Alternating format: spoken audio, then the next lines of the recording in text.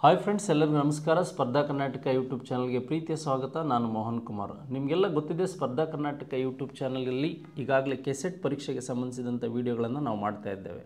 ಯಾರು ನಮ್ಮ ಸ್ಪರ್ಧಾ ಕರ್ನಾಟಕ ಯೂಟ್ಯೂಬ್ ಚಾನಲ್ಗೆ ಸಬ್ಸ್ಕ್ರೈಬ್ ಆಗಿಲ್ಲ, ಅವರು ಸಬ್ಸ್ಕ್ರೈಬ್ ಆಗಿ. ಅದೇ ರೀತಿಯಾಗಿ ನಮ್ಮ ಸ್ಪರ್ಧಾ ಕರ್ನಾಟಕ ಯೂಟ್ಯೂಬ್ ಚಾನಲ್ನ ಒಂದು ಪ್ಲೇ ಸ್ಟೋರ್ನಲ್ಲಿ ನಿಮಗೆ ವಿವಿಧ ವಿಷಯಗಳ ವಿಡಿಯೋಗಳು ಸಿಗ್ತಾ ಇದೆ. ಹಾಗಾಗಿ ಸುಮಾರು 150ಕ್ಕೂ ಹೆಚ್ಚು ಹಿಸ್ಟ್ರಿ ಪ್ರಶ್ನೆಗಳು, ವಿವಿಧ ಇಲಾಖೆಯಲ್ಲಿ ನಡೆದಿರ್ತಕ್ಕಂಥ ಪರೀಕ್ಷೆಗಳ ಪ್ರಶ್ನೆಗಳ ವಿಶ್ಲೇಷಣೆಯನ್ನು ನಾನು ಮಾಡಿದ್ದೇನೆ. ನಿಮಗೆ ಫ್ರೀಯಾಗಿ 150ಕ್ಕೂ ಹೆಚ್ಚು ವಿಡಿಯೋಗಳು ಪ್ಲೇಸ್ಟೋರಲ್ಲಿ ಹೋದರೆ ಹಿಸ್ಟ್ರಿ ವಿಭಾಗದಲ್ಲಿ ಸಿಗುತ್ತೆ. ಇದು ಮುಂಬರುವ ಕೆಸೆಟ್ ಅಥವಾ ಸ್ಟೇಟ್ ಗೌರ್ಮೆಂಟಿನ ಎಲ್ಲ ಪರೀಕ್ಷೆಗಳಿಗೂ ತುಂಬ ಉಪಯುಕ್ತ ಅಂತಕ್ಕಂಥದ್ದನ್ನು ನಾನು ಹೇಳ್ತೇನೆ. ಹಾಗಾದರೆ ಈಗ 2025 ನವೆಂಬರಲ್ಲಿ ನಡೆತಕ್ಕಂಥ ಕೆಸೆಟ್ ಪರೀಕ್ಷೆಗೆ ನಾವು ಇತಿಹಾಸ ವಿಷಯಕ್ಕೆ ಸಂಬಂಧಿಸಿದಂತೆ ಪೇಪರ್ 2ನಲ್ಲಿ ನಮಗೆ 100 ಪ್ರಶ್ನೆಗಳಿರುತ್ತೆ. ಈ 100 ಪ್ರಶ್ನೆಗಳಿಗೆ ನಮಗೆ 200 ಅಂಕಗಳೇನಿರುತ್ತೆ, ಈ 200 ಅಂಕಗಳಿಗೆ ಬೇಕಾದಂತಹ ಒಂದು ಅಂಶಗಳ ಬಗ್ಗೆ ನಾನು ಮಾತಾಡ್ತಾ ಇದ್ದೇನೆ. ಈಗಾಗಲೇ ಇಂದಿನ ಕೆಸೆಟ್ ಪರೀಕ್ಷೆಯಲ್ಲಿ ಬಂದಿರತಕ್ಕಂಥ ವಿಷಯಗಳನ್ನು ಕುರಿತು ನಿಮ್ಮ ಜೊತೆ ಮಾತಾಡ್ತಾ ಇದ್ದೇನೆ. ನೋಡಿ, ಹಿಸ್ಟ್ರಿಗೆ ಸಂಬಂಧಿಸಿದಂತೆ ಒಂದು ಸಿಂಪಲ್ ಆಗಿರ್ತಕ್ಕಂಥ ಪ್ರಶ್ನೆ ಕೇಳಿದ್ದಾರೆ. ಇತಿಹಾಸ ಲೇಖನ ಅಂದ್ರೇನು ಅಂತಕ್ಕಂಥದ್ದು ಕೇಳಿದ್ದಾರೆ. ನೋಡಿ, ಹಿಸ್ಟ್ರಿಗೆ ಸಂಬಂಧಿಸಿದಂತೆ ವಾಟ್ ಈಸ್ ರೈಟಿಂಗ್ ಹಿಸ್ಟ್ರಿ ಅಂತ ಕೇಳ್ತಾ ಹೋಗಿದ್ದಾರೆ. ಲೇಖನಗಳು ಅಂದರೆ ಏನು ಅಂತ. ನಿಮಗೆ ಇತಿಹಾಸದ ಮೀನಿಂಗ್ ಬಗ್ಗೆ ಗೊತ್ತಾಗಿದೆ. ಗ್ರೀಕ್ ಭಾಷೆಯಲ್ಲಿ ಇತಿಹಾಸ ಹುಟ್ಟಿತು ಅಂತಕ್ಕಂಥದ್ದು ನಿಮಗೆ ಗೊತ್ತಿದೆ.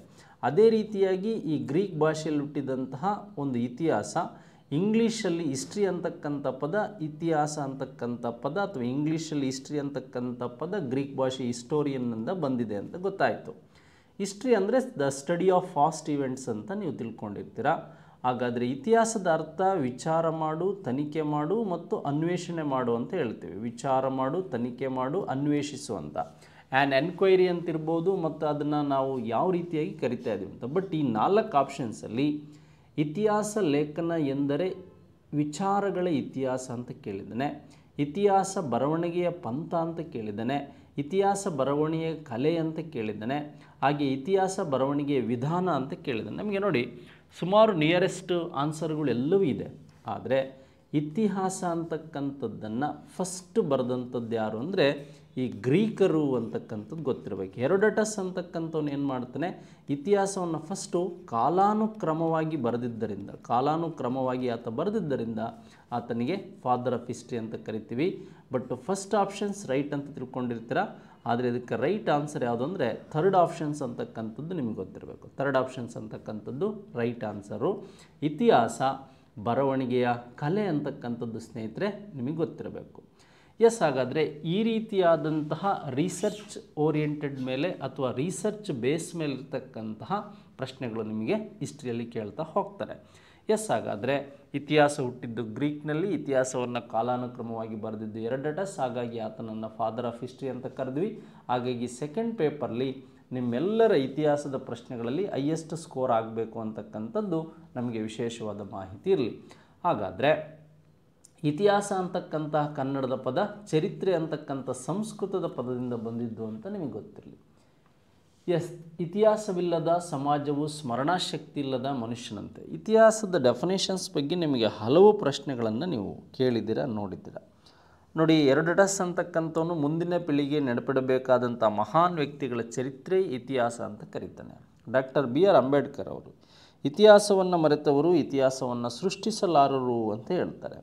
ಹಾಗಾದರೆ ಸುಳ್ಳಿನ ಅಥವಾ ಏನು ನಮಗೆ ಈ ನೆಪೋಲಿಯನ್ ಬೋನಾಪಾರ್ಟಿ ಸತ್ತವರ ಮೇಲೆ ಎಡಿತಕ್ಕಂಥ ಸುಳ್ಳಿನ ಕಂತೆ ಇತಿಹಾಸ ಅಂತ ಹೇಳ್ತಾನೆ. ಆದರೆ ಇಲ್ಲಿ ನಮಗೆ ಇತಿಹಾಸವಿಲ್ಲದ ಸಮಾಜ ಸ್ಮರಣಾಶಕ್ತಿ ಇಲ್ಲದ ಮನುಷ್ಯನಂತೆ, ಅವನಿಗೆ ಮೆಮೊರಿನೇ ಇಲ್ಲ ಅಂತಕ್ಕಂಥ ಕಾನ್ಸೆಪ್ಟನ್ನು ಇಲ್ಲಿ ಹೇಳ್ತಾ ಇದೆ.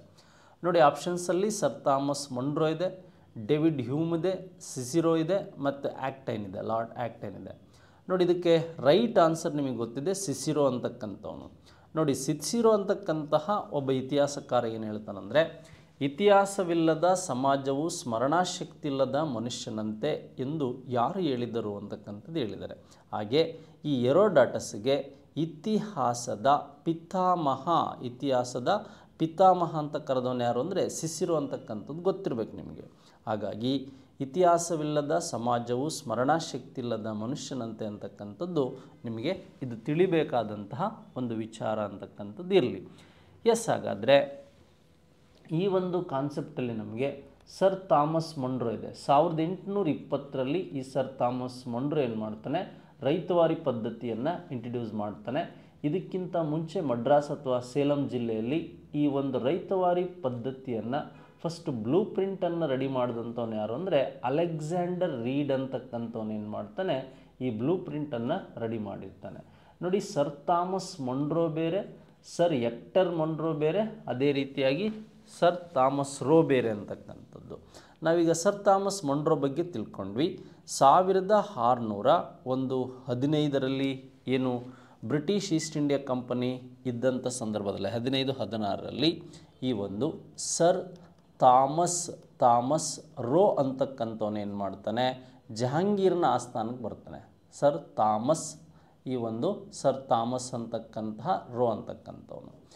ನೆಕ್ಸ್ಟು ಅದೇ ರೀತಿಯಾಗಿ ನಮಗೆ ಸರ್ ಹೆಕ್ಟರ್ ಮೊನ್ರೋ ಅಂತಕ್ಕಂಥವನು ಏನು ಮಾಡ್ತಾನೆ, ಸರ್ ಹೆಕ್ಟರ್ ಮೊನ್ರೋ ಅಂತಕ್ಕಂಥವನು 1764ರಲ್ಲಿ ಈ ಒಂದು ಬಕ್ಸರ್ ಕದನ ಏನಿದೆ, ಬಕ್ಸರ್ ಕದನದಲ್ಲಿ ಒಂದು ಬ್ರಿಟಿಷ್ ಆಫೀಸರ್ ಆದಂಥವನು ಯಾರು ಅಂತಕ್ಕಂಥದ್ದನ್ನು ನಾವು ನೋಡಿದರೆ ಸರ್ ಹೆಕ್ಟರ್ ಮೊನ್ರೋ ಅಂತಕ್ಕಂಥವನು ಯಾರು, ಸರ್ ಹೆಕ್ಟರ್ ಮೊನ್ರೋ ಅಂತಕ್ಕಂಥವನು ಗೊತ್ತಿರಬೇಕು. ಅಂದರೆ ಸರ್ ಥಾಮಸ್ ಮೊನ್ರೋ ಬೇರೆ, ಸರ್ ಥಾಮಸ್ ರೋ ಬೇರೆ, ಸರ್ ಹೆಕ್ಟರ್ ಮೊನ್ರೋ ಬೇರೆ ಅಂತಕ್ಕಂಥದ್ದು ಗೊತ್ತಾಯಿತು. ಎರಡನೇ ಪ್ರಶ್ನೆಗೆ ನಮಗೆ ಈ ಒಂದು ಅಂಶ ಗೊತ್ತಾಯಿತು, ಸಿಸಿರೋ ಅಂತ. ನೆಕ್ಸ್ಟ್ ಸರ್ ವಿಲಿಯಂ ಜೋನ್ಸ್ ಸಮಾಜವಾದಿ, ಓರಿಯೆಂಟಲಿಸ್ಟ್ ಮತ್ತು ಹಾಗೆ ಈ ಒಂದು ಯುಟಿಲಿಟಿಯನ್ ಮತ್ತು ರಾಷ್ಟ್ರತ್ವವಾದಿ ಅಂತಕ್ಕಂಥದ್ದಿದೆ. ನೋಡಪ್ಪ, ನಮ್ಮಲ್ಲಿ ಒಂದು ಗುಂಪಿದೆ ಓರಿಯೆಂಟಲಿಸ್ಟ್ ಅಂತ. ಬ್ರಿಟಿಷ್ ಓರಿಯೆಂಟಲಿಸ್ಟ್ಗಳು ಏನು ಮಾಡಿದರು, ಭಾರತದಲ್ಲಿ ಒಂದು ಸಂಶೋಧನೆಯನ್ನು ಕೈಗೊಂಡರು. ಭಾರತದಲ್ಲಿ ಸಂಶೋಧನೆಯನ್ನು ಕೈಗೊಂಡಂಥ ವಿಚಾರಗಳಲ್ಲಿ ಭಾರತದ ಒಂದು ಸಂಸ್ಕೃತಿ ಇರ್ಬೋದು, ಹಾಗೆ ಭಾರತದ ಒಂದು ಕಲೆ ಇರ್ಬೋದು, ಹಾಗೆ ಭಾರತದಲ್ಲಿದ್ದಂತಹ ಒಂದು ಭಾಷೆ ಇರ್ಬೋದು, ಇವೆಲ್ಲವುಗಳ ಬಗ್ಗೆ ಅಧ್ಯಯನ ಮಾಡಿದಂಥ ಒಂದು ಗುಂಪಿಗೆ ನಾವೇನಂತ ಕರಿತೀವಿ ಅಂದರೆ ಓರಿಯೆಂಟಲಿಸ್ಟ್ ಅಂತ ಕರಿತೀವಿ. ಆ ಓರಿಯೆಂಟಲಿಸ್ಟ್ ಒಬ್ಬ ಸದಸ್ಯ ನಿಮಗೆ ಗೊತ್ತಿದೆ. 1784ರಲ್ಲಿ ಈತ ಏನು ಮಾಡ್ದ, sir William Jones Royal Asiatic Society of ಬೆಂಗಾಲನ್ನೇ ಅವರು ಸ್ಟಾರ್ಟ್ ಮಾಡಿದರು. ಸುಮಾರು ಜನ ಸದಸ್ಯರು ಸೇರಿಬಿಟ್ಟು ಇದನ್ನೆಲ್ಲ ವರ್ಕ್ ಮಾಡಿಬಿಟ್ಟು ಇದು ಭಾರತೀಯ ಕಲೆ, ಸಂಸ್ಕೃತಿ ಮತ್ತು ಭಾಷೆಗಳ ಅಧ್ಯಯನದ ಒಂದು ಗುಂಪಿಗೆ ಓರಿಯೆಂಟಲಿಸ್ಟ್ ಗ್ರೂಪ್ ಅಂತ ಕರಿತೀವಿ. ಇಲ್ಲಿದೆಯಲ್ಲ ಓರಿಯೆಂಟಲಿಸ್ಟ್ ಗ್ರೂಪ್ ಅಂತ ಕರಿತೀವಿ. ಎಸ್, ಹಾಗಾದರೆ ಸರ್ ವಿಲಿಯಂ ಜೋನ್ಸ್ ಅಂತಕ್ಕಂಥವನು ಒಬ್ಬ ಓರಿಯೆಂಟಲಿಸ್ಟ್ ಅಂತಕ್ಕಂಥದ್ದು ನಿಮಗೆ ಗೊತ್ತಿರಬೇಕು. ವಿಶೇಷವಾಗಿ ಈ ಸರ್ ವಿಲಿಯಂ ಜೋನ್ಸ್ರವರು ಈ ಕಾಳಿದಾಸನ ಅಭಿಜ್ಞಾನ ಶಾಕುಂತಲೆ ನಾಟಕವನ್ನು ಏನು ಮಾಡಿದ್ದಾನೆ, ಈತ ಇಂಗ್ಲೀಷಿಗೂ ಸಹ ಭಾಷಾಂತರಿಸಿದ್ರ ಬಗ್ಗೆ ನಿಮಗೆ ಗೊತ್ತಿರಬೇಕು ಅಂತಕ್ಕಂಥದ್ದು. ಹಾಗೆ ಉಪನಿಷತ್ತುಗಳ ಕೆಲವು ಭಾಗವನ್ನು ಸಹ ಈತ ಏನು ಮಾಡಿದ್ದಾನೆ, ಈತ ಅಧ್ಯಯನವನ್ನು ಮಾಡಿದ್ದಾನೆ ಅಂತಕ್ಕಂಥದ್ದು ಗೊತ್ತಿರಬೇಕು. ನೋಡಿ, ಇಲ್ಲಿ ಓರಿಯೆಂಟಲಿಸ್ಟ್ ಅಂದರೆ ಏನು ಅಂದರೆ A scholar who studies in the language, culture and history. ನೋಡಿ, ಭಾಷೆ ಮತ್ತು ಸಂಸ್ಕೃತಿಯನ್ನು, ಭಾರತೀಯ ಸಂಸ್ಕೃತಿಯನ್ನು ಅಧ್ಯಯನ ಮಾಡಿದಂಥ ಒಂದು ಗುಂಪೇನಿದೆ, ಇಲ್ಲಿ ನಾವು ಈ ಒಂದು ಕಲ್ಚರ್, ಲ್ಯಾಂಗ್ವೇಜ್ ಮತ್ತು ಕಲ್ಚರಿಗೆ ಸಂಬಂಧಿಸಿದಂಥ ಗುಂಪೇನಿದೆ, ಇದನ್ನು ನಾವು ಓರಿಯೆಂಟಲಿಸ್ಟ್ ಅಂತ ಕರಿತೀವಿ. ಎಸ್ ಸ್ನೇಹಿತರೆ, ಮೂರನೇ ಪ್ರಶ್ನೆ ಹೀಗಿದೆ. ಈ ಪ್ರಶ್ನೆಗೆ ಸಂಬಂಧಿಸಿದಂಥ ವಿಷಯಗಳು ಏನೇನಿದೆ ಅಂತಕ್ಕಂಥದ್ದು ಇಲ್ಲಿ ನೋಡ್ತಾ ಹೋಗೋಣ. ನೋಡಿ, ನಮಗೆ ನಾಲ್ಕನೇ ಪ್ರಶ್ನೆ ಹೀಗಿದೆ. ಇಲ್ಲಿ ಯಾವ್ಯಾವ ಅಂಶಗಳಿಗೆ ಸಂಬಂಧಿಸಿದಂತೆ ನೋಡ್ತಾ ಹೋಗೋಣ. ನಾನು ಲಾಸ್ಟ್ ಈ ವಿಡಿಯೋದಲ್ಲಿ ಹಬೀಬ್ ಇರ್ಫಾನ್ ಬಗ್ಗೆ ಹೇಳಿದ್ದೆ. ಅವರು ಮಿಡಿವಲ್ ಇಂಡಿಯಾಕ್ಕೆ ಅಥವಾ ಮೊಘಲ್ ಡೈನೆಸ್ಟಿ ಮೇಲೆ ವರ್ಕ್ ಮಾಡಿದ್ದಾರೆ ಅಂತಕ್ಕಂಥದ್ದು ನಿಮಗೆ ಗೊತ್ತಿರಬೇಕು. ನೋಡಿ, agrarian system of Mughal India ಅಂತಕ್ಕಂಥದ್ದು ಹಬೀಬ್ ಇರ್ಫಾನ್ ಅವ್ರದ್ದು. ಹಾಗೆ agrarian system of Muslim India ಅಂತಕ್ಕಂಥದ್ದೇನಿದೆ, ಇದು ಈ ಮೊರ್ಲ್ಯಾಂಡ್ WH ಅವ್ರದ್ದು ಅಂತಕ್ಕಂಥದ್ದು. The mansabdari system achieved the Mughal army ಅಂತಕ್ಕಂಥದ್ದು ಅಜೀಜ್ ಎ ಅಂತಕ್ಕಂಥದ್ದು. ನೆಕ್ಸ್ಟು ಅದೇ ರೀತಿಯಾಗಿ administration of the sultanate of Delhi ಅಂತಕ್ಕಂಥದ್ದು ಯಾರಿದೆ ಅಂದರೆ ಕುರೇಶ್ IH ಅಂತಕ್ಕಂಥದ್ದು. ಈ ನೋಡಿ, ಈ ಥರದ ಪ್ರಶ್ನೆಗಳು ನಿಮಗೆ ಈ ಸಂಶೋಧನೆ ಮತ್ತು ಇತಿಹಾಸದಲ್ಲಿ ಇರ್ತಕ್ಕಂತಹ ಕೆಲವು ನಿಮಗೆ PU ಕಾಲೇಜ್ ಮತ್ತು ಅಸಿಸ್ಟೆಂಟ್ ಪ್ರೊಫೆಸರ್ ಮತ್ತು ಈ NET ಕೆಸೆಟ್ ಎಕ್ಸಾಮ್ಗಳಲ್ಲಿ ಈ ರೀತಿಯಾದಂತಹ ಇತಿಹಾಸದ ಕೆಲವು ರಿಸರ್ಚ್ ಓರಿಯೆಂಟೆಡ್ ಆಗಿರ್ತಕ್ಕಂಥ ಅಂಶಗಳನ್ನು ಏನು ಮಾಡ್ತಾರೆ, ಕೇಳ್ತಾ ಹೋಗ್ತಾರೆ. ಅದರ ಮೇಲೆ ನಿಮಗೆ ಸರಿಯಾದ ಮಾಹಿತಿ ಇರಬೇಕು. ಎಸ್ ಸ್ನೇಹಿತರೆ, ಹಾಗಾದರೆ ನಮಗೆ ಈ ಅಂಶಗಳ ಬಗ್ಗೆ ಒಂದು ಮಾಹಿತಿ ಗೊತ್ತಾಯಿತು. ನಾಲ್ಕನೇ ಪ್ರಶ್ನೆಗೆ ಸರಿಯಾದ ಉತ್ತರ 4th 1 ಅಂತ ನಮಗೆ ಗೊತ್ತಾಯಿತು ಸ್ನೇಹಿತರೆ. ಎಸ್, ಹಾಗಾದರೆ ಮುಂದಿನ ಪ್ರಶ್ನೆ ನೋಡ್ತಾ ಹೋಗೋಣ. ಕೆಳಗಿನ ಜೋಡಿಗಳು ಯಾವುದು ಸರಿಯಾಗಿ ಹೊಂದಿಕೆಯಾಗಿದೆ? ಲೋಥಾಲ್ ಇದೆ, ಸಾರನಾಥ ಇದೆ, ರಾಜಗೃಹ ಅಂತಕ್ಕಂಥದ್ದಿದೆ, ನೆಕ್ಸ್ಟ್ ನಳಂದ ಅಂತಕ್ಕಂಥದ್ದಿದೆ. ನೋಡಿ, ಇಲ್ಲಿ ನಮಗೇನು ಹೇಳಿದಾನೆ ಅವನು, ಯಾವುದು ಸರಿಯಾಗಿ ಹೊಂದಿಕೆಯಾಗಿದೆ ಅಂತ ಕೇಳಿದ್ದಾನೆ, ಯಾವುದು ಕರೆಕ್ಟ್ ಮ್ಯಾಚಿಂಗ್ ಅಂತ ಕೇಳ್ತಾ ಹೋಗಿದ್ದಾನೆ. ನೋಡಿ, ಹಾಗಾದರೆ ಇಲ್ಲಿ ಆಪ್ಷನ್ಸ್ 1 2 3 4 ಇದೆ, 1 2 3 4 ಇದೆ, ಹಾಗೆ 2 4 ಇದೆ, 1 and 2 ಇದೆ. ನೋಡಿ, ಲೋಥಾಲ್ ಒಂದು ಗುಜರಾತಲ್ಲಿರ್ತಕ್ಕಂಥ ಅಡಗುತಾಣ. ಈ ಗುಜರಾತಿನ ಲೋಥಾಲ್ ಪ್ರಾಚೀನ ಅಡಗುತಾಣದಿಂದಲೇ ಈ ಸಿಂಧೂ ನಾಗರಿಕತೆಯ ಜನರು ರೋಮ್ ಮತ್ತು ಮೆಸೊಪೊಟೇಮಿಯಾ ನಾಗರಿಕತೆಗಳೊಂದಿಗೆ ವ್ಯಾಪಾರ ಸಂಪರ್ಕವನ್ನು ಹೊಂದಿದ್ದಾರೆ ಅಂತಕ್ಕಂಥದ್ದು ಗೊತ್ತಾಗಿದ್ದು. ನೆಕ್ಸ್ಟು ಸಾರನಾಥದಲ್ಲಿ ಬುದ್ಧ ಮೊದಲ ಪ್ರವಚನ, ಉತ್ತರ ಪ್ರದೇಶದ ಸಾರನಾಥದಲ್ಲಿ ಏನು ಮಾಡ್ತಾನೆ, ಬುದ್ಧ ಪಾಳಿ ಭಾಷೆಯಲ್ಲಿ ಮೊದಲ ಪ್ರವಚನವನ್ನು ಮಾಡಿ ಅವನು ವಿಶೇಷವಾಗಿ ಆ ಧರ್ಮಚಕ್ರ ಅಂತಕ್ಕಂಥದ್ದು ಸ್ಥಾಪನೆ ಆಯಿತು. ಹಾಗಾದರೆ ಈ ರಾಜಗೃಹ ಅಂತಕ್ಕಂಥದ್ದೇನಿದೆ, ಮಗಧದ ರಾಜಧಾನಿ, ರಾಜಗೃಹದಲ್ಲಿ ಈ ಅಶೋಕ ಸ್ತಂಭ ಅಂದರೆ ಈ ಸಿಂಹ ಸ್ತಂಭ ಶಾಸನವನ್ನು ಕೆತ್ತಿಸ್ತಾ ಅಂತಕ್ಕಂಥ ಮಾಹಿತಿ ನಮಗೆ ಇಲ್ಲಿದೆ. ಇದು ರಾಂಗ್. ಇದು ಈ ಅಶೋಕ ಅಂತಕ್ಕಂಥವನು ಏನು ಮಾಡ್ತಾನೆ, ಈ ಸಾರನಾಥ ಅಂತಕ್ಕಂಥದ್ದೇನಿದೆ ಇಲ್ಲೇ ಈ 4 ತಲೆಯ ಒಂದು ಅಶೋಕ ಏನು ಮಾಡ್ತಾನೆ, ಧರ್ಮಚಕ್ರಕ್ಕೆ ಸಂಬಂಧಿಸಿದಂತೆ 4 ತಲೆಯ ಸಿಂಹದ ವಿಗ್ರಹವನ್ನು ಕೆತ್ತನೆ. ಇದು ರಾಷ್ಟ್ರೀಯ ಚಿಹ್ನೆ ಆಗಿರ್ತಕ್ಕಂಥದ್ದು ಸಹ ನಿಮಗೆ ಗೊತ್ತಿದೆ. ಈ ಒಂದು ಇದರಲ್ಲಿ ಆನೆಯ ಚಿತ್ರ ಇದೆ ಅಂತಕ್ಕಂಥದ್ದು, ಹಾಗೆ ನಿಮಗೆ ಇಲ್ಲಿ ವೃಷಭದ ಚಿತ್ರ ಇದೆ ಅಂತಕ್ಕಂಥದ್ದು, ಹಾಗೆ ಇಲ್ಲಿ ಕುದುರೆಯ ಚಿತ್ರ ಇದೆ ಅಂತಕ್ಕಂಥದ್ದು, ಮತ್ತು ಈ ಸಿಂಹದ ಚಿತ್ರ ಇದೆ ಅಂತಕ್ಕಂಥದ್ದು ಗೊತ್ತಿರಬೇಕು. ಗೌತಮ ಬುದ್ಧನ ಜ್ಞಾನೋದಯಕ್ಕೆ ಸಂಬಂಧಿಸಿದಂತೂ ಸಿಂಹ ಅಂತಕ್ಕಂಥದ್ದು, ಗೌತಮ ಬುದ್ಧ ಪರಿತ್ಯಾಗದ ಸಂಕೇತ ಕುದುರೆ ಅಂತಕ್ಕಂಥದ್ದು, ಹಾಗೆ ವೃಷಭ ಅಂದರೆ ನಿಮಗೆ ಎತ್ತು ಅಂತ ಏನು ಕರಿತೀರಾ, ಈ ವೃಷಭ ಈ ಗೌತಮ ಬುದ್ಧ ವೃಷಭ ರಾಶಿಯಲ್ಲಿ ಹುಟ್ಟಿದ ಅಂತಕ್ಕಂಥದ್ದು ಗೊತ್ತಿರಬೇಕು. ಹಾಗೆ ಆನೆ ಅಂದರೆ ಗೌತಮ ಬುದ್ಧನ ತಾಯಿ ಗೌತಮ ಬುದ್ಧನ ಗರ್ಭವತಿ ಇದ್ದಂಥ ಸಂದರ್ಭದಲ್ಲಿ ಬಿಳಿ ಆನೆಯ ಕನಸೊಂದು ಬಿದ್ದಿತ್ತು ಅಂತಕ್ಕಂಥದ್ದು ಗೊತ್ತಿರಬೇಕು. ಹಾಗಾದರೆ ನಮಗೆ ಇಲ್ಲಿ 3rd ಆಪ್ಷನ್ ತಪ್ಪಾಗಿರೋದ್ರಿಂದ ಈ 1 2 ಮತ್ತು 4 ಏನಿದೆ ಇವು ಸರಿಯಾಗಿದೆ ಅಂತಕ್ಕಂಥದ್ದು ಗೊತ್ತಿರಬೇಕು. 5ನೇದರಲ್ಲಿ ಇವು ಸರಿಯಾಗಿದೆ ಅಂತಕ್ಕಂಥದ್ದು ನಿಮಗೆ ಗೊತ್ತಿರಬೇಕು. 1 2 3 4 ಮಾತ್ರ ಆಪ್ಷನ್ ಸರಿಯಾಗಿವೆ. ನೆಕ್ಸ್ಟ್ ಅದಾದಮೇಲೆ ನಮಗೆ ರಾಜುಕ ಎಂಬ ಅಧಿಕಾರಿಯನ್ನು ನೇಮಿಸಿದ ಮಗಧದ ದೊರೆ ಚಂದ್ರಗುಪ್ತ ಮೌರ್ಯ, ಬಿಂದುಸಾರ, ಅಶೋಕ ಮತ್ತು ಪುಷ್ಯಮಿತ್ರ. ನೋಡಿ, ಇಲ್ಲಿ ಪುಷ್ಯಮಿತ್ರ ಶುಂಗ ಬೇರೆ, ಪುಷ್ಯಭೂತಿ ಬೇರೆ, ಪುಷ್ಯಮಿತ್ರ ಗುಪ್ತ ಬೇರೆ. ಪುಷ್ಯಗುಪ್ತ ಅಂದರೆ ನಿಮಗೆ ಸುದರ್ಶನ ಸರೋವರ, ಪುಷ್ಯಮಿತ್ರ ಶುಂಗ ಅಂದರೆ ಶುಂಗ ಸಂತತಿ, ಪುಷ್ಯಭೂತಿ ಅಂದರೆ ವರ್ಧನ ಡೈನೆಸ್ಟಿ. ಈಗ ನಮಗೆ ರಾಜುಕ ಅಂತಕ್ಕಂಥದ್ರ ಬಗ್ಗೆ ಬೇಕಾಗುತ್ತೆ. ನೋಡಿ, ಮೌರ್ಯ ಡೈನೆಸ್ಟಿಯಲ್ಲಿ ಏನಾಗಿತ್ತು ಅಂದರೆ ಒಂದು ಪ್ರಾಂತ್ಯ ಆಡಳಿತ ಅಂತಕ್ಕಂಥ ಒಂದು ಸಿಸ್ಟಮ್ ಇತ್ತು. ಈ ಮೌರ್ಯ ಡೈನೆಸ್ಟಿಯಲ್ಲಿ ಪ್ರಾಂತ್ಯಾಡಳಿತ ಅಂತಕ್ಕಂಥ ಸಿಸ್ಟಮಲ್ಲಿ ಫಸ್ಟ್ ಏನು ಮಾಡ್ತಾ ಇದ್ದ, ಈ ಕುಮಾರ ಅಂತಕ್ಕಂಥವ್ರು ಇದ್ದರು ಅಂತಕ್ಕಂಥದ್ದು ನಿಮ್ಗೆ ಗೊತ್ತಿರಬೇಕು. ಕುಮಾರ ಆದಮೇಲೆ ನಾವೀಗ ಈ ಒಂದು ಪ್ರಾದೇಶಿಕ ಅಂತ ಕರಿತಾ ಇದ್ವಿ. ಅದಾದಮೇಲೆ ಅಧಿಕಾರಿಯನ್ನು ಏನು ಕರಿತಾ ಇದ್ವಿ ನಾವು, ರಾಜುಕ, ತೆರಿಗೆಯನ್ನು ವಸೂಲಿ ಮಾಡ್ತಕ್ಕಂಥ ರಾಜುಕ ಅಂತಕ್ಕಂಥವನಿದ್ದ. ರಾಜುಕ ಆದಮೇಲೆ ಏನತ್ತದ, ಸ್ಥಾನಿಕ ಅಥವಾ DC ಆಗ್ರೋನಮ್ ಅಂತ ಕರಿತಾ ಇದ್ದರು. ಈ ರಾಜಕುಮಾರ್ ಆದಮೇಲೆ ಕುಮಾರ ಇರ್ಬೋದು, ಪ್ರಾದೇಶಿಕ ಇರ್ಬೋದು, ರಾಜುಕ ಇರ್ಬೋದು. ಈ ಪ್ರಾದೇಶಿಕ ರಾಜುಕನ ನಡುವೆ ಮತ್ತೊಬ್ಬ ಇದ್ದ, ಅವನು ಯಾರು ಅಂದರೆ ಯುಕ್ತ ಅಂತಕ್ಕಂಥವನಿದ್ದ. ಯುಕ್ತನ ಕೆಳಗೆ ಏನಾಗ್ತಾ ಇತ್ತು, ರಾಜುಕ ಇದ್ದ, ರಾಜುಕನಲ್ಲಿ ಸ್ಥಾನಿಕ ಇದ್ದ. ಈ ಒಂದು ಸಿಸ್ಟಮನ್ನು ಯಾರು ತಂದರು ಜಾರಿಗೆ ಅಂದರೆ ಅಶೋಕ ಅಂತಕ್ಕಂಥದ್ದು ಗೊತ್ತಿರಬೇಕು. ಚಂದ್ರಗುಪ್ತ ಮೌರ್ಯ ನಿಮಗೆ ಗೊತ್ತಿದೆ, ಮೌರ್ಯ ಸಂತತಿಯ ಸ್ಥಾಪಕ. ಬಿಂದುಸಾರ ಅಶೋಕನ ತಂದೆ ಅಂತಕ್ಕಂಥದ್ದು. ಹಾಗೆ ಪುಷ್ಯಮಿತ್ರ ಶುಂಗ ಅಂತಕ್ಕಂಥವನು. ಈ ಪುಷ್ಯಮಿತ್ರ ಶುಂಗ ಏನು ಮಾಡ್ತಾನೆ, ಈ ಒಂದು ಮೌರ್ಯರ ಕೊನೆಯ ದೊರೆ ಬೃಹದ್ರಥನನ್ನು ಕೊಂದು ಏನು ಮಾಡ್ತಾನೆ, 185ರಲ್ಲಿ ಶುಂಗ ಸಂತತಿಯನ್ನು ಸ್ಥಾಪನೆ ಮಾಡ್ತಾನೆ ಅಂತಕ್ಕಂಥದ್ದು ಗೊತ್ತಿರಬೇಕು. 6ನೇ ಪ್ರಶ್ನೆಗೆ ರಾಜುಕ ಎಂಬ ಅಧಿಕಾರಿಯನ್ನು ನೇಮಿಸಿದ ಮಗಧದ ದೊರೆ ಯಾರು ಅಂದರೆ ಅಶೋಕ ಅಂತ ಗೊತ್ತಿರಬೇಕು. ಮೌರ್ಯರ ಪ್ರಾಂತ್ಯಾಡಳಿತದಲ್ಲಿ ಫಸ್ಟ್ ಬರ್ತಕ್ಕಂಥವನು ಕುಮಾರ ಆದಮೇಲೆ ಬರ್ತಕ್ಕಂಥವನು ಪ್ರಾದೇಶಿಕ ಅಥವಾ ಯುಕ್ತ ಆದಮೇಲೆ ರಾಜುಕ ಆದಮೇಲೆ ಲಾಸ್ಟಿಗೆ ಡಿಸಿಗೆ ಸ್ಥಾನಿಕ ಅಂತ ಕರಿತಾ ಇದ್ದರು. ಎಸ್, ಹಾಗಾದರೆ 6ನೇ ಪ್ರಶ್ನೆಗೆ ನಮಗೆ ಸರಿಯಾದ ಉತ್ತರ ಗೊತ್ತಾಯಿತು. ನೆಕ್ಸ್ಟ್ 7ನೇ ಪ್ರಶ್ನೆ ಇಲ್ಲಿದೆ ನೋಡಿ. ಇವನು ಏನು ಮಾಡಿದ್ದಾನೆ, ಕೆಲವು ಬಾರಿ ಏನು ಮಾಡ್ತಾನೆ, ರಾಜಧಾನಿಗಳನ್ನು ಕೊಡ್ತಾ ಇದ್ದ, ಈಗ ಅರಸರನ್ನು ಕೊಡ್ತಾ ಹೋಗಿದ್ದಾನೆ. ರಾಜಧಾನಿಗಳನ್ನು ಕೊಡ್ತಾ ಇದ್ದ, ಈಗ ಏನು ಮಾಡಿದ್ದಾನೆ, ಅರಸರನ್ನು ಕೊಡ್ತಾ ಹೋಗಿದ್ದಾನೆ. ನೋಡಿ, ಅವಂತಿ ಅಂತಕ್ಕಂಥದ್ದು ನಿಮಗೆ ಗೊತ್ತಿರಬೇಕು. ಅವಂತಿಯ ರಾಜಧಾನಿ ಯಾವುದು ಅಂದರೆ ಉಜ್ಜಯಿನಿ ಅಂತಕ್ಕಂಥದ್ದು ಮಧ್ಯಪ್ರದೇಶದಲ್ಲಿದೆ.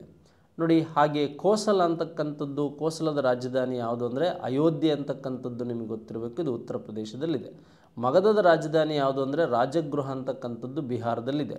ಹಾಗೆ ವತ್ಸೆ ಅಂತಕ್ಕಂಥ ಕಾನ್ಸೆಪ್ಟಲ್ಲಿ ಕೊಟ್ಟಿದ್ದಾರೆ. ವತ್ಸೆ ಅಂತಕ್ಕಂಥದ್ದು ರಾಜಧಾನಿ ಕೌಸಾಂಬಿ ಅಂತಕ್ಕಂಥದ್ದು ನಿಮಗೆ ಗೊತ್ತಿರಬೇಕು. ಆದರೆ ಇಲ್ಲಿ ಕೊಟ್ಟಿರೋದು ಹೆಸರುಗಳಲ್ಲ, ರಾಜಧಾನಿಗಳಲ್ಲ, ಅಲ್ಲಿರ್ತಕ್ಕಂಥ ಅಧಿಕಾರದಲ್ಲಿರ್ತಕ್ಕಂಥ ವ್ಯಕ್ತಿಗಳನ್ನು ನಮಗಿಲ್ಲಿ ಏನು ಮಾಡಿದ್ದಾನೆ, ಪ್ರಶ್ನೆಯನ್ನು ಕೊಡ್ತಾ ಹೋಗಿದ್ದಾನೆ. ಆ ಪ್ರಶ್ನೆಗೆ ಸಂಬಂಧಿಸಿದಂತೆ ನೋಡ್ತಾ ಹೋಗೋಣ. ಎಸ್, ಈಗ ಇಲ್ಲಿ ನಮಗೆ ಅವಂತಿ ಅಂದ ತಕ್ಷಣ ಚಂದ್ರೋಪಸದ್ಯ ಮಹಾಸೇನ ಅಂತಕ್ಕಂಥದ್ದು ಇಲ್ಲೂ 4 ಇದೆ ನಮಗೆ. ನೋಡಿ ಇಲ್ಲಿ 2 ಆಪ್ಷನ್ಸಲ್ಲಿ ಇಲ್ಲೂ 4 ಇದೆ, ಮತ್ತು ಸೆಕೆಂಡ್ ಆಪ್ಷನ್ಸಲ್ಲೂ 4 ಇದೆ. ನೆಕ್ಸ್ಟ್ ಹಾಗಾದರೆ ಕೋಸಲ ಅಂತಕ್ಕಂಥದ್ದು ನೋಡ್ತಾ ಹೋಗೋಣ. ಕೋಸಲದಲ್ಲಿ ಯಾರು, ಈ ಕೋಸಲದ ಒಂದು ಪ್ರಸನ್ನಜಿತ್ ಅಂತಕ್ಕಂಥದ್ದು ನಿಮ್ಗೆ ಗೊತ್ತಿದೆ, ಹಾಗಾಗಿ ಈ ಆಪ್ಷನ್ಸ್ ಅಂತ ಗೊತ್ತಿರಬೇಕು. ಅದು ಗೊತ್ತಾಗಲಿ ಅಂದ್ರೆ ಮಗಧ ಬಿಂದುಸಾರ ಕ್ರಾಸ್ ಚೆಕ್ ಮಾಡಿ. ಮಗಧ ಬಿಂದುಸಾರ ಅಂತಕ್ಕಂಥದ್ದು ಈ ಮಗಧದಲ್ಲಿ ಅರಿಯಂಕ ವಂಶವನ್ನು ಸ್ಥಾಪನೆ ಮಾಡಿದವನು ಬಿಂಬುಸಾರ. ಬಿಂದುಸಾರ ಆದಮೇಲೆ ಅರಿಯಂಕ ಆದಮೇಲೆ ಶಿಶುನಾಗ ಬರುತ್ತೆ, ಶಿಶುನಾಗ ಆದಮೇಲೆ ನಂದ ಬರುತ್ತೆ, ನಂದ ಆದಮೇಲೆ ಮೌರ್ಯ ಬರುತ್ತೆ, ಮೌರ್ಯ ಆದಮೇಲೆ ಶುಂಗ ಬರುತ್ತೆ, ಶುಂಗ ಆದಮೇಲೆ ಕಣ್ವ ಬರುತ್ತೆ. ವಾಸುದೇವ ಕಣ್ವ ಸಂತತಿಯನ್ನು ಸ್ಟಾರ್ಟ್ ಮಾಡ್ತಾನೆ ಅಂತಕ್ಕಂಥದ್ದು ಗೊತ್ತಿರಬೇಕು. ಹಾಗಾದರೆ ನಮಗೆ ಈ ಸೆಕೆಂಡ್ ಒನ್ ಆಪ್ಷನ್ಸ್ ಅಂತಕ್ಕಂಥದ್ದು ವತ್ಸ್ಯದಲ್ಲಿ ಉದಯನ್ ಅಂತಕ್ಕಂಥನೇನಿದ್ದಾನೆ ಇವನು ಗೊತ್ತಿರಬೇಕು. ವತ್ಸ್ಯದಲ್ಲಿ ಉದಯನ್ ಅಂತಕ್ಕಂಥವನೇನಿದ್ದಾನೆ, ಏನು 16 ಮಹಾಜನಪದಗಳು ಉಟ್ಕೊಂಡು ನಾರ್ತ್ ಇಂಡಿಯಾದಲ್ಲಿ ಗಂಗಾ ಮತ್ತು ಯಮುನಾ ನದಿ ಪ್ರದೇಶದಲ್ಲಿ ಸಣ್ಣ ಸಣ್ಣ ರಾಜ್ಯಗಳು 16 ಉಟ್ಕೊಳ್ತು. ಅದರಲ್ಲಿ ವಿಶೇಷವಾಗಿ ಮಗಧ ಇಂಪಾರ್ಟೆಂಟು. ಹಾಗೆ ನಮಗೆ ಗಾಂಧಾರ ಒಂದು ಪರ್ಷಿಯನ್ನರ ಡೇರಿಯೇಷನ್ ವಶದಲ್ಲಿತ್ತು, ಹಾಗಾಗಿ ಗಾಂಧಾರ ಸ್ವತಂತ್ರವಾಗಲಿಲ್ಲ ಅಂತಕ್ಕಂಥ ವಿಚಾರವೂ ಸಹ ನಿಮಗೆ ಗೊತ್ತಿರಬೇಕು. ಹಾಗಾದರೆ 7ನೇ ಪ್ರಶ್ನೆಗೆ ನಮಗೆ ಬಿ ಉತ್ತರ ಗೊತ್ತಾಯಿತು. ನೆಕ್ಸ್ಟ್, ಈ ಕೆಳಗಿನವುಗಳಲ್ಲಿ ಯಾವುದರಲ್ಲಿ ಗಾಂಧಾರ ಶಿಲ್ಪದ ಬುದ್ಧನ ಭಾರತೀಯ ಪ್ರತಿರೂಪವಾಗಿದ್ದು ಗ್ರೀಕ್ ಅಥವಾ ರೋಮನ್ ರೀತಿಯಲ್ಲ ಅಂತಕ್ಕಂಥದ್ದು. ಗ್ರೀಕ್ ಅಥವಾ ರೋಮನ್ ರೀತಿಯಲ್ಲ. ನೋಡಿ, ಗಾಂಧಾರ ಕಲೆ ಅಂದ ತಕ್ಷಣ ನಿಮಗೆ ಪೇಶಾವರ, ತಕ್ಷಶಿಲಾ ಮತ್ತು ಅಫ್ಘಾನ್ ಭಾಗಗಳಲ್ಲಿ ಉಟ್ಕೊಳ್ತು ಅಂತಕ್ಕಂಥದ್ದು. ಇದು ಈ ಗಾಂಧಾರ ಕಲೆಯನ್ನು ನಾವೇನಂತ ಕರಿತೀವಿ ಅಂದರೆ ಇದನ್ನು ಇಂಡೋ ಗ್ರೀಕ್ ಕಲೆ ಅಂತ ಕರಿತೀವಿ. ಏನಂತ ಕರಿತೀವಿ? ಇಂಡೋ ಗ್ರೀಕ್ ಕಲೆ. ನೋಡಿ, ಒಂದು ಕಾನ್ಸೆಪ್ಟ್ ಗೊತ್ತಿರಬೇಕು, ಭಾರತದ ಹೃದಯ ಅಂತಕ್ಕಂಥದ್ದು, ಹಾಗೆ ನಮಗೆ ಈ ಗ್ರೀಕ್ನ ಶೈಲಿ ಅಂತಕ್ಕಂಥದ್ದು ಗಾಂಧಾರ ಕಲೆ. ಈಗಂತ ಕರೆದವ್ರು ಯಾರು ಅಂದರೆ R.C. ಮಜುಮ್ದಾರ್ ಏನು ಮಾಡ್ತಾರೆ, ಈ ಮಜುಮ್ದಾರ್ ಅಂತಕ್ಕಂಥವ್ರು R.C. ಮಜುಮ್ದಾರ್ ಈಗಂತ ಕರೆದ್ರು ಅಂತಕ್ಕಂಥದ್ದು ಗೊತ್ತಿರಬೇಕು. ನೆಕ್ಸ್ಟ್ ಹಾಗಾದರೆ ಗಾಂಧಾರ ಕಲೆಯ ಲಕ್ಷಣಗಳಲ್ಲಿ ಫಸ್ಟ್ ಒನ್ ನಿಮಗೆ ಜ್ಞಾನಮುದ್ರಿತ ಕಣ್ಣುಗಳಿರ್ಬೋದು, ಗುಂಗುರು ಕೇಶ ಇರ್ಬೋದು, ನೀಳಾಕಾಯವಾದ ದೇಹ ಇರ್ಬೋದು, ದಪ್ಪನೆಯ ಮೀಸೆ ಇರ್ಬೋದು. ಹಾಗೆ ಈ ಒಂದು ಭಾರತದ ಪ್ರತಿಮಾ ಲಕ್ಷಣ ಅಂತಕ್ಕಂಥದ್ದೇನಿದೆ ಈ ವಿಶೇಷವಾಗಿ ನೋಡ್ಬೋದು. ಇಲ್ಲೇನು ಪ್ರಶ್ನೆ ಇನ್ನೊಂದು ಸಲ ಓದ್ಕೋಣ. ಯಾವುದರಲ್ಲಿ ಗಾಂಧಾರ ಶಿಲ್ಪಕಲದ ಬುದ್ಧನ ಭಾರತೀಯ ಪ್ರತಿರೂಪವಾಗಿದ್ದು ಗ್ರೀಕ್ ಅಥವಾ ರೋಮನ್ ರೀತಿಯಲ್ಲಿಲ್ಲ ಅಂತ ಕೊಟ್ಟಿದ್ದಾರೆ.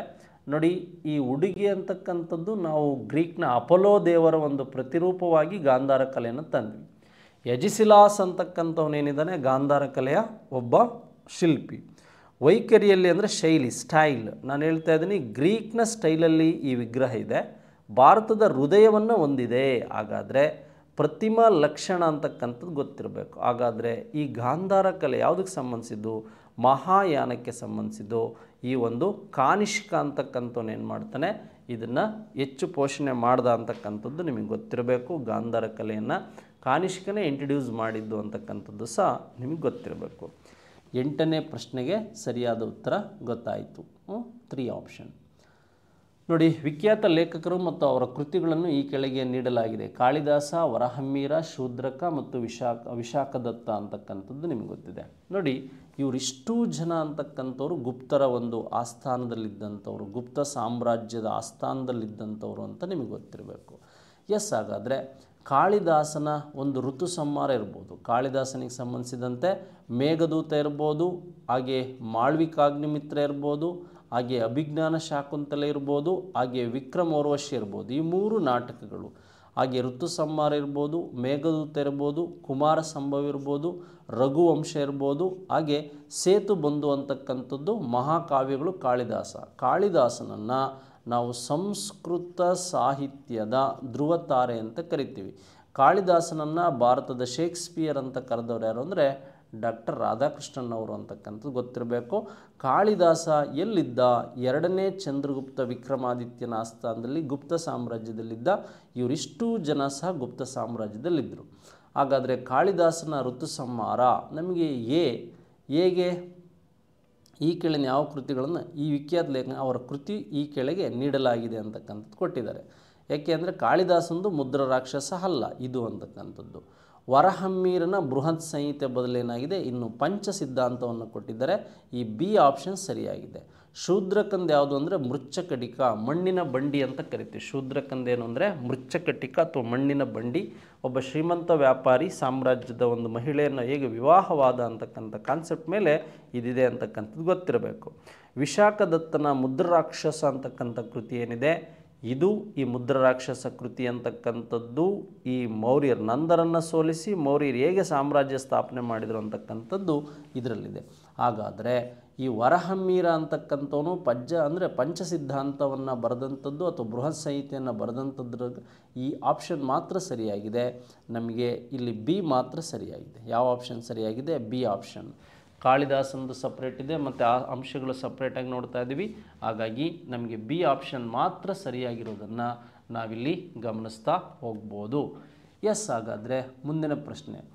ಈ ಕೆಳಗಿನ ಹೇಳಿಕೆಗಳನ್ನು ಪರಿಗಣಿಸಿ. ಕೆಳಕಂಡ ವ್ಯಕ್ತಿಗಳು ಭಾರತಕ್ಕೆ ನೋಡಿ, ಈ ಕೆಳಗಿನ ಹೇಳಿಕೆಗಳನ್ನು ಪರಿಗಣಿಸಿ. ಕೆಳಗಿನ ವ್ಯಕ್ತಿಗಳು ಭಾರತದಿಂದಲೂ ಕಾಲದಲ್ಲಿ ಬಂದಿದ್ದರು.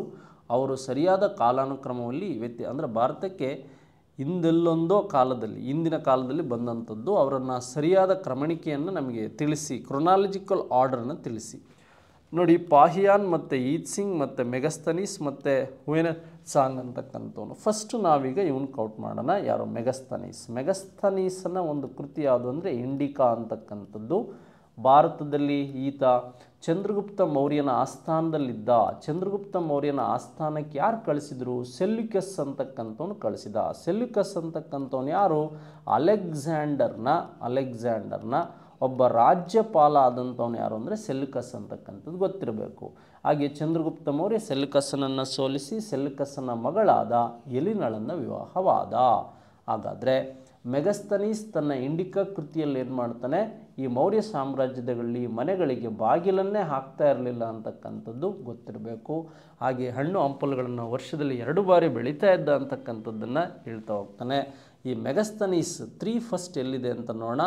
3 ಫಸ್ಟ್ ಇಲ್ಲೂ ಇದೆ, 3 ಫಸ್ಟ್ ಇಲ್ಲಿದೆ. 3 ಆದಮೇಲೆ ಪಾಹಿಯಾನ್ ನಿಮಗೆ ಗೊತ್ತಿದೆ. ಪಾಹಿಯಾನ್ ಅಂತಕ್ಕಂಥವನು ಭಾರತಕ್ಕೆ ಬಂದಂತಹ ಮೊದಲ ಚೀನಿ ಯಾತ್ರಿಕ ಅಂತಕ್ಕಂಥದ್ದು ನಿಮಗೆ ಗೊತ್ತಿರಬೇಕು. ಇವನು ಯಾರ ಆಸ್ಥಾನಕ್ಕೆ ಬರ್ತಾನೆ?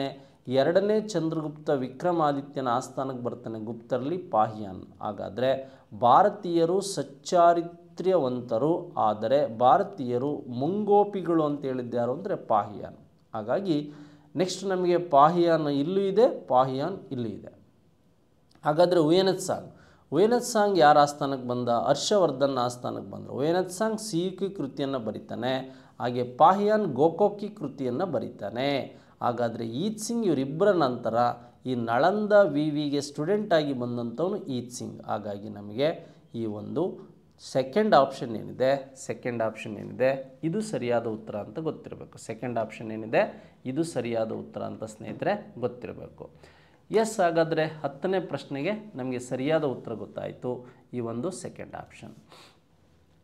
ನೆಕ್ಸ್ಟ್ ಆದಮೇಲೆ ಕೆಳಗಿನ ಹೇಳಿಕೆಗಳನ್ನು ಪರಿಗಣಿಸಿ. ಮೊಹಮ್ಮದ್ ಗಜ್ನಿ ಭಾರತದ ಮೇಲೆ 17 ಬಾರಿ ದಂಡಯಾತ್ರೆಯನ್ನು ಮಾಡ್ತಾನೆ. 1000ರಿಂದ 1027ರವರೆಗೆ ಇವನು 17 ಬಾರಿ ದಂಡಯಾತ್ರೆಯನ್ನು ಮಾಡ್ತಾನೆ.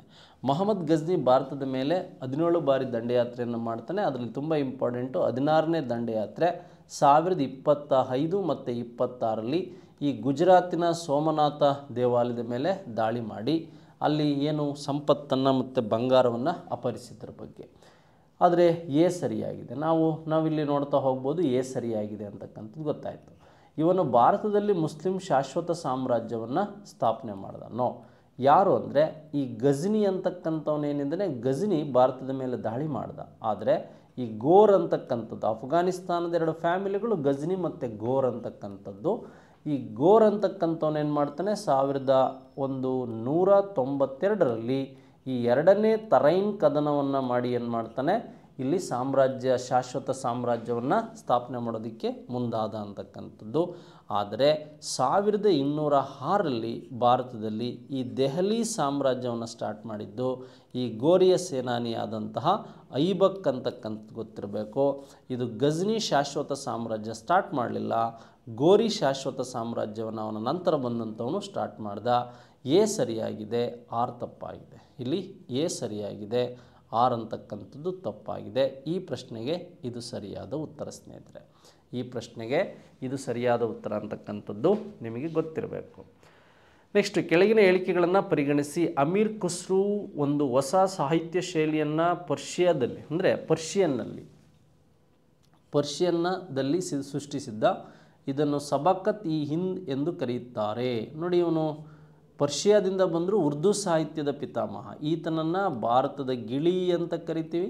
ಹಾಗೆ ಈತನನ್ನು ಭಾರತದ ಉರ್ದು ಸಾಹಿತ್ಯದ ಪಿತಾಮಹ ಅಂತ ಕರಿತೀವಿ. ಹಾಗೆ ಈತನಿಗೆ ಸಿತಾರ್ ಮತ್ತು ತಬಲಾ ವಾದಕನಾಗಿದ್ದ, ಸಂಗೀತ ಪ್ರಿಯನಾಗಿದ್ದ. ಈತ 8 ಜನ ದೆಹಲಿ ಸುಲ್ತಾನರ ಕಾಲದಲ್ಲಿ ವಾಸವಾಗಿದ್ದ. ಅದೇ ರೀತಿಯಾಗಿ ಈ ಅಮೀರ್ ಖುಸ್ರು ಅಂತಕ್ಕಂಥವನು ಅಲ್ಲಾವುದ್ದೀನ್ ಖಿಲ್ಜಿಯ ಕಾಲದಲ್ಲಿ ಹೆಚ್ಚು ದೀರ್ಘಾವಧಿಯ ಕಾಲ ಇದ್ದ ಅಂತ. ಇದು ಸರಿ, ಸಬಕತಿ ಅಂತ. ಅಮೀರ್ ಖುಸ್ರು ನಿಜಾಮುದ್ದೀನ್ ಔಲಿಯನ ಶಿಷ್ಯನಾಗಿದ್ದ ಸರಿ. ಪಾರ್ಸೋ ರಾಗಗಳನ್ನು ಮುಂತಾದವುಗಳನ್ನು ಪರಿಚಯಿಸಿದ್ದು ಸಹ ಸರಿ ಅಂತಕ್ಕಂಥದ್ದು ನಾವು ನೋಡೋದಾದರೆ, ಹಾಗಾದರೆ ಈ 12ನೇ ಪ್ರಶ್ನೆಗೆ ಸರಿಯಾದ ಉತ್ತರ ಎ ಬಿ ಸಿ ಸರಿ ಅಂತಕ್ಕಂಥದ್ದು ಗೊತ್ತಿರಬೇಕು. ಎ ಬಿ ಸಿ ಸರಿ ಅಂತಕ್ಕಂಥದ್ದು ನಮಗೆ ಗೊತ್ತಿರಬೇಕು. ಎಸ್, ಹಾಗಾದರೆ ನಮಗೆ ಈ ಕಾನ್ಸೆಪ್ಟ್ಗಳ ಮೇಲೆ ಗೊತ್ತಾಯಿತು. ಕೆಳಗಿನ ಹೇಳಿಕೆಗಳನ್ನು ಪರಿಗಣಿಸಿ ಮತ್ತು ಅವುಗಳನ್ನು ವಿಶೇಷವಾಗಿ ನಾವು ನೋಡ್ತಾ ಹೋಗ್ಬೋದು. ಎಸ್, ಅದಾದಮೇಲೆ 13ನೇದು, ದೆಹಲಿಯಿಂದ ದೇವಗಿರಿಗೆ ದೌಲತಾಬಾದ್ ರಾಜಧಾನಿಯನ್ನು ವರ್ಗಾವಣೆ ಮಾಡಿದ್ದನ್ನು ಕುರಿತು ಯಾವ ಇತಿಹಾಸಕಾರ ಕೆಳಗಿನ ಹೇಳಿಕೆಗಳನ್ನು ನಮಗೆ ಪೂರ್ತಿ ಅವನತಿ ಎಂದರೆ ಆ ನಗರದಲ್ಲಿ ಒಂದು ಬೆಕ್ಕು ಮತ್ತು ನಾಯನ್ನು ಬಿಡದೆ ಉಳಿಯದಂತೆ ಏನು ಮಾಡಿದ, ಟ್ರಾನ್ಸ್ಫರ್ ಮಾಡಿದ. ಮೊಹಮ್ಮದ್ ಬಿನ್ ತುಘಲಕ್ 1327ರಲ್ಲಿ ನಿಮಗೆ ಗೊತ್ತಿರಬೇಕು, ವಿಜಯನಗರ ಮತ್ತು ಬಹುಮನಿ ಸಾಮ್ರಾಜ್ಯ ಸ್ಟಾರ್ಟ್ ಆದಾಗಿದ್ದಂಥ ದೆಹಲಿ ಸುಲ್ತಾನ. ವಿಜಯನಗರ ಮತ್ತು ಬಹುಮನಿ ಸ್ಟಾರ್ಟ್ ಆದಾಗಿದ್ದಂಥವನು ಯಾರು ಅಂದರೆ ಈ ಒಂದು ಮೊಹಮ್ಮದ್ ಬಿನ್ ತುಘಲಕ್. ಇವನ ಟ್ರಾನ್ಸ್ಫರ್ ಆಫ್ ಕ್ಯಾಪಿಟಲ್ ಸಿಟಿ ಮಾಡೋದಕ್ಕೆ ದಕ್ಷಿಣ ಭಾರತಕ್ಕೆ ಇವನು ಬರಬೇಕು. ಹಾಗೆ ಮಂಗೋಲರ ದಾಳಿಯನ್ನು ನಿಯಂತ್ರಿಸೋದಕ್ಕೆ, ಹಾಗೆ ದಕ್ಷಿಣ ಭಾರತದಲ್ಲಿದ್ದಂಥ ಸಂಪತ್ತನ್ನು ಲೂಟಿ ಮಾಡೋದಕ್ಕೆ ಮತ್ತು ಮುಸ್ಲಿಂ ಅಥವಾ ಇಸ್ಲಾಮಿಕ್ಕನ್ನು ಪರಿಚಯ ಮಾಡೋದಕ್ಕೆ ಮಾಡ್ದ. ಹಾಗಾದರೆ ಒಬ್ಬ ಇತಿಹಾಸಕಾರನಾದ ಬರೇನಿ ಅಂತಕ್ಕಂಥವನು ಏನು ಮಾಡ್ತಾನೆ, ಈ ಬೆಕ್ಕು ಅಥವಾ ನಾಯನ್ನು ಬಿಡದೆ ಟ್ರಾನ್ಸ್ಫರ್ ಮಾಡಿದ್ದ ಅಂತ ಕೇಳ್ತಾರೆ. ಇತ್ತೀಚೆಗೆ ನಮಗೆ ಇಬನ್ ಬಟೋಟ ಬಗ್ಗೆ ಕೇಳ್ತಾರೆ. ಇಬನ್ ಬಟೋಟ ಎಲ್ಲಿಗೆ ಅಂದರೆ ಈ ಆಫ್ರಿಕಾ ಕಾಂಟಿನೆಂಟಲ್ಲಿ ಇರ್ತಕ್ಕಂತಹ ಈ ಮೊರಕ್ಕೋ ದೇಶದವನು. ಎಲ್ಲಿ ಅಂದರೆ ಮೊರಕ್ಕೋ ದೇಶದವನು ಅಂತ ಗೊತ್ತಿರಬೇಕು. ಈ ಇಬನ್ ಬಟೋಟ ಅಂತಕ್ಕಂಥವನು ಈ ಮೊಹಮ್ಮದ್ ಬಿನ್ ತುಘಲಕ್ಕನ ಆಸ್ಥಾನಕ್ಕೆ ಮತ್ತು ವಿಜಯನಗರದ ಆರಂಭದಲ್ಲಿದ್ದಂತಹ ಏನು ವಿಜಯನಗರದಲ್ಲಿ ಹರಿಹರ ಇವನ ಆಸ್ಥಾನಕ್ಕೆ ಭೇಟಿ ನೀಡಿದ್ದ ಅಂತಕ್ಕಂಥದ್ದು ಗೊತ್ತಿರಬೇಕು. ವಿಜಯನಗರದಲ್ಲಿ ಆರಂಭಿಕ ಸಂಗಮನೆತನದ ಒಂದು ದೊರೆಗಳ ಕಾಲದಲ್ಲಿ, ಹರಿಹರನ ಕಾಲದಲ್ಲಿ ಏನು ಮಾಡಿದ್ದ, ಭೇಟಿ ನೀಡಿದ್ದ ಅಂತಕ್ಕಂಥದ್ದು ಗೊತ್ತಿರಬೇಕು. ಇಬನ್ ಬಟೋಟ ಪ್ರಕಾರ ಟ್ರಾನ್ಸ್ಫರ್ ಆಫ್ ಕ್ಯಾಪಿಟಲ್ ಸಿಟಿ ಎಷ್ಟು ಕಠೋರವಾಗಿತ್ತು ಅಂತಕ್ಕಂಥದ್ದನ್ನು ನೋಡಿದರೆ ಅಲ್ಲಿ ಒಬ್ಬ ಕುರುಡ ಮತ್ತು ಕುಂಟನನ್ನು ಸಹ ಬಿಡದೆ ಏನು ಮಾಡಿದ್ದ, ಟ್ರಾನ್ಸ್ಫರ್ ಮಾಡಿದ್ದೆ ಅವನು ಮೊಹಮ್ಮದ್ ಬಿನ್ ತುಘಲಕ್ ಅಂತಕ್ಕಂಥದ್ದು ಇವನ ಒಂದು ಅಭಿಪ್ರಾಯ. ಹಾಗಾದರೆ ಇಬನ್ ಬಟೋಟ ಅಂತಕ್ಕಂಥವನು ಆಫ್ರಿಕನ್ ಕಾಂಟಿನೆಂಟಿನ ಒಂದು ಮೊರಕ್ಕೋ ದೇಶದವನು. ಎಲ್ಲಿ ಅಂದರೆ ಮೊರಕ್ಕೋ ದೇಶದವನು ಇವನು ಅಂತಕ್ಕಂಥದ್ದು ನಿಮಗೆ ಗೊತ್ತಿರಲಿ. ಎಸ್, ಕೆಳಗಿನ ಯಾವ ಉತ್ತರದ 2 ರಾಜವಂಶಗಳು ರಾಷ್ಟ್ರಕೂಟರೊಂದಿಗೆ ಸಂಬಂಧಿಸಿದ್ದವು? ಪ್ರತಿಹಾರ ಮತ್ತು ಪರಮಾರರು, ಪಾಲರು ಮತ್ತು ಚಾಂದೇಲರು, ಪ್ರತಿಹಾರರು ಮತ್ತು ಪಾಲರು, ಚಾಲುಕ್ಯರು ಮತ್ತು ಒಂದು ಚೌಹಾನರು. ನಮಗೆ ಮೇಜರಾಗಿ ಈ ಪ್ರತಿಹಾರ ಮತ್ತು ಪಾಲರು ಅಂತ ಇವ್ರ ಬಗ್ಗೆ ನಾನು ರಜಪೂತ್ಸಲ್ಲಿ ಕ್ಲಾಸಸ್ ನೋಡಿದ್ವಿ. ಹಾಗೆ ರಜಪೂತನ್ನು ಅಧ್ಯಯನ ಮಾಡಿದಾಗ ನಿಮಗೆ ರಾಷ್ಟ್ರಕೂಟ ಡೈನೆಸ್ಟಿ ಅಂದರೆ ಗೊತ್ತಿದೆ. ಅಮೋಘ ವರ್ಷ ಪುತುಂಗ, ಹಾಗೆ 1ನೇ ಕೃಷ್ಣ ಕೈಲಾಸನಾಥ ಟೆಂಪಲನ್ನು, ಹಾಗೆ ಭಾರತದ ಅಥವಾ ಕನ್ನಡದ ಕೀರ್ತಿಯನ್ನು ಉತ್ತರ ಭಾರತಕ್ಕೆ ಕೊಂಡೊಯ್ದಂತಹ ಧ್ರುವ ಇರ್ಬೋದು, ಅಥವಾ ಧ್ರುವ ಕೆರೆಯನ್ನು ನಿರ್ಮಿಸಿದ್ದಿರ್ಬೋದು, ಅಥವಾ 2ನೇ ಗೋವಿಂದ ಇರ್ಬೋದು. ಇವರೆಲ್ಲ ರಾಷ್ಟ್ರಕೂಟ ಡೈನೆಸ್ಟಿಯಲ್ಲಿ ಬರ್ತಕ್ಕಂಥ ಮೇಜರ್ ಕಿಂಗ್ಗಳು ಅನ್ನೋದು ನಿಮಗೆ ಗೊತ್ತಿರಲಿ. ನೆಕ್ಸ್ಟ್, ಕೆಳಗಿನ ಹೇಳಿಕೆಗಳನ್ನು ಪರಿಗಣಿಸಿ. ಬೀಜಕ ಎಂಬುದು ಸಂತ ದಾದು ದಯಾಳನ ಬೋಧನೆಯ ಸಂಯೋಜನೆಯಾಗಿತ್ತು. ನೋ, ಇದು ಏನಾಗಿದೆ, ಸ್ಟೇಟ್ಮೆಂಟ್ ತಪ್ಪಾಗಿದೆ. ಬೀಜಕ ಅಂತಕ್ಕಂಥ ಬೋಧನೆ ಸಮ್ಯ ಅದು ಯಾರ್ದು ಅಂದರೆ ಈ ಕಬೀರ್ ದಾಸರದ್ದು ಯಾವುದು ಅಂದರೆ ಬೀಜಕ ಅಂತಕ್ಕಂಥದ್ದು ಗೊತ್ತಿರಬೇಕು. ನೆಕ್ಸ್ಟು ಈ ಪುಷ್ಟಿ ಮಾರ್ಗ ಅಂತಕ್ಕಂಥದ್ದು ತತ್ವವನ್ನು ಮಧ್ವಾಚಾರ್ಯರಿಂದ ಪ್ರತಿಪಾದಿಸಿದ್ದಾಗಿದೆ. ಮೇಲಿನ ಯಾವುದು ಅಂತಕ್ಕಂಥದ್ದು ನೋಡಿ, ಪುಷ್ಟಿ ಮಾರ್ಗ ಅಂತಕ್ಕಂಥದ್ದು ಯಾರ್ದು ಅಂದರೆ ವಲ್ಲಭಾಚಾರ್ಯರದು ಅಂತ ನಿಮಗೆ ಗೊತ್ತಿರಬೇಕು. ಯಾರ್ದು ಅಂದರೆ ವಲ್ಲಭಾಚಾರ್ಯರದು. ಮಧ್ವಾಚಾರ್ಯರದ್ದು ಯಾವುದು ಅಂದರೆ ದ್ವೈತ ಸಿದ್ಧಾಂತ ಅಂತ ಗೊತ್ತಿರಬೇಕು. ಎರಡಲ್ಲದ್ದು ಒಂದು ದ್ವೈತ ಸಿದ್ಧಾಂತ ಮಧ್ವಾಚಾರ್ಯರದು ಅಂತ ನಿಮಗೆ ಗೊತ್ತಿರಬೇಕು. ಎಸ್, ಹಾಗಾದರೆ 15ನೇ ಪ್ರಶ್ನೆಗೆ ಸರಿಯಾದ ಉತ್ತರ ಯಾವುದು ಅಂದರೆ 1 ಮತ್ತು 2 ಯಾವುದೂ ಅಲ್ಲ ಅಂತಕ್ಕಂಥದ್ದು ನಿಮಗೆ ಗೊತ್ತಿರಬೇಕು. ಯಾವುದು ಅಲ್ಲ ಅಂತಕ್ಕಂಥದ್ದು ನಿಮಗೆ ಗೊತ್ತಿರಬೇಕು. ಎಸ್, ಹಾಗಾದರೆ 16ನೇ ಪ್ರಶ್ನೆ ಬಗ್ಗೆ ನಾವು ಮಾತಾಡೋಣ. 16ನೇ ಪ್ರಶ್ನೆ ಏನಿದೆ, ನಮಗಿಲ್ಲಿ ಶಂಕರಾಚಾರ್ಯರ ಬಗ್ಗೆ, ರಾಮಾನುಜಾಚಾರ್ಯರ ಬಗ್ಗೆ, ನೆಕ್ಸ್ಟ್ ನಮಗೆ ಈ ಒಂದು ಬಸವೇಶ್ವರರ ಬಗ್ಗೆ ಮತ್ತು ಈ ಮಧ್ವಾಚಾರ್ಯರ ಬಗ್ಗೆ, ನೆಕ್ಸ್ಟ್ ಈಗ ಚೈತನ್ಯರ ಬಗ್ಗೆ ನಮಗೆ ಸ್ವಲ್ಪ ನೆನ್ಪಿಟ್ಕೋಬೇಕಾದಂಥ ಅಂಶಗಳು. ನಮಗೆ ಶಂಕರಾಚಾರ್ಯರು 788, ಇವರೇ ಫಸ್ಟು ನಮಗೆ ಜನಿಸಿದ್ದು ಸಮಾಜ ಸುಧಾರಕರಲ್ಲಿ. ಇಲ್ಲೂ ಶಂಕರಾಚಾರ್ಯ ಇದೆ, ಇಲ್ಲೂ ಸಹ ಶಂಕರಾಚಾರ್ಯ ಇದೆ. ಹಾಗಾದರೆ 127 ವರ್ಷಗಳ ಕಾಲ ಬದುಕಿದಂತಹ ರಾಮಾನುಜಾಚಾರ್ಯರು 1117ರಲ್ಲಿ ಏನು ಮಾಡ್ತಾರೆ, ಇವರು ತಮಿಳುನಾಡಲ್ಲಿ ಪೆರಂಬದೂರಲ್ಲಿ ಜನಿಸ್ತಾರೆ ಅಂತಕ್ಕಂಥದ್ದು.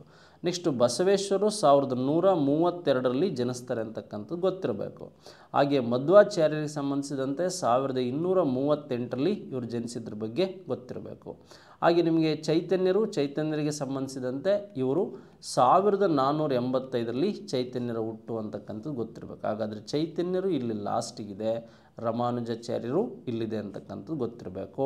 ಹಾಗಾದರೆ ಶಂಕರಾಚಾರ್ಯರು ಫಸ್ಟು, ರಾಮಾನುಜಾಚಾರ್ಯರು ಸೆಕೆಂಡು, ನಂತರ ಬಸವೇಶ್ವರರು, ನಂತರ ಮಧ್ವಾಚಾರ್ಯರು, ನಂತರ ಚೈತನ್ಯರು. ಹೀಗೆ ರಮಾನಂದರು, ಕಬೀರರು ಇವ್ರ ಮೇಲೂ ಸಹ ಪ್ರಶ್ನೆಗಳನ್ನ ಕೇಳ್ಬೋದು. ಅದು ಸಹ ನಿಮ್ಮ ಗಮನದಲ್ಲಿರಲಿ ಅಂತಕ್ಕಂಥದ್ದು ನೆನಪಿರಲಿ. ಎಸ್, ಹಾಗಾದರೆ ಪಟ್ಟಿಯಲ್ಲಿ ಹೊಂದಿಸಿಕೊಟ್ಟಿರುವ ಸಂಕೇತಗಳನ್ನು ಸರಿಯಾಗಿ ಜೋಡಿಸಿ ಅಂತಿದೆ. ಅಕ್ಬರ್ನ ಜನನ ನೋಡಿ, ಈ ಹುಮಾಯೂನ್ ತುಂಬ ಸಂಕಷ್ಟದ ಸ್ಥಿತಿಯಲ್ಲಿದ್ದಾಗ ಈ ರಜಪೂತ್ ದೊರೆ ರಾಣಾ ವೀರ್ ಸಾಲನ ಆಸ್ಥಾನದಲ್ಲಿ ಅಕ್ಬರ್ ಅಂತಕ್ಕಂಥವನು ಈ ಒಂದು ಪಾಕಿಸ್ತಾನದ ಅಮರಕೋಟೆಯಲ್ಲಿ ಏನು ಮಾಡ್ತಾನೆ, ಅಮರಕೋಟೆಯಲ್ಲಿ ಜನಿಸ್ತಾನೆ ಅಂತಕ್ಕಂಥದ್ದು ಗೊತ್ತಿರಬೇಕು. ಹಾಗಾದರೆ ಎಗೆ 2 ಎಲ್ಲಿದೆ ನೋಡಿ, ಎಗೆ 2 ಇಲ್ಲಿದೆ. ನೆಕ್ಸ್ಟು ಕಣ್ವಾ ಕದನಕ್ಕೆ ಸಂಬಂಧಿಸಿದಂತೆ ಈ ಕಣ್ವಾ ಕದನ ಅಂದರೆ 1526ರಲ್ಲಿ ಫಸ್ಟ್ ಪಾಣಿಪತ್, 1527ರಲ್ಲಿ ಕಣ್ವಾ ಕದನ. ಈ ಕಣ್ವಾ ಕದನ ಯಾರ ನಡುವೆ ನಡೀತು, ಈ ಬಾಬರ್ ಅಂತಕ್ಕಂಥವನು ಮತ್ತು ಈ ರಾಣಾ ಸಂಘ್ ಅಂತಕ್ಕಂಥವ್ನ ನಡುವೆ ಏನಾಯಿತು, ರಾಣಾ ಸಂಘ್ ಬಾಬರ್ನ ಭಾರತಕ್ಕೆ ಆಹ್ವಾನಿಸಿದಂಥ 3 ಜನದಲ್ಲಿ ಇವನು ಒಬ್ಬ ಅಂತಕ್ಕಂಥದ್ದು. ಹಾಗೆ ರಣತಂಬೂರು ಕೋಟೆ ವಶ ನೋಡಿಲ್ಲಿ ಇದಾಯಿತು. ರಣತಂಬೂರು ಕೋಟೆ ವಶ ಆಗಿದ್ದು ಅಕ್ಬರ್ 1569ರಲ್ಲಿ ಅಂತಕ್ಕಂಥದ್ದು ಗೊತ್ತಿರಬೇಕು. ಅಕ್ಬರ್ನ ಜೀವಿತ ಅವಧಿಯಲ್ಲಿ ಗೆಲ್ಲದೇ ಇರತಕ್ಕಂಥ ಒಂದು ಪ್ಲೇಸ್ ಯಾವುದು ಅಂದರೆ ಈ ಮೇವಾಡ ಅಂತಕ್ಕಂಥದ್ದು. ಯಾವುದು, ಮೇವಾಡ.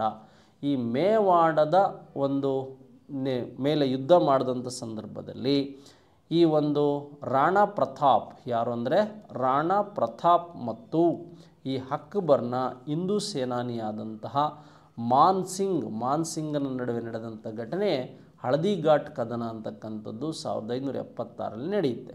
ಎಲ್ಲಿ, 576ರಲ್ಲಿ ನಡೆಯುತ್ತೆ ಅಂತಕ್ಕಂಥದ್ದು. ಅಕ್ಬರ್ನಿಂದ ಆಗದ ಕೆಲಸವನ್ನು ತನ್ನ ಮಗ ಏನು ಮಾಡ್ತಾನೆ, ಜಹಾಂಗೀರ್ ಈ ಮೇವಾಡವನ್ನು ಗೆಲ್ತಾನೆ. ನೆಕ್ಸ್ಟ್, ಭಾರತದ ಜನರು ಮತ್ತು ಅರಸರು ಪೋರ್ಚುಗೀಸರಿಗೆ ಪ್ರತಿಕೂಲರಾದರು.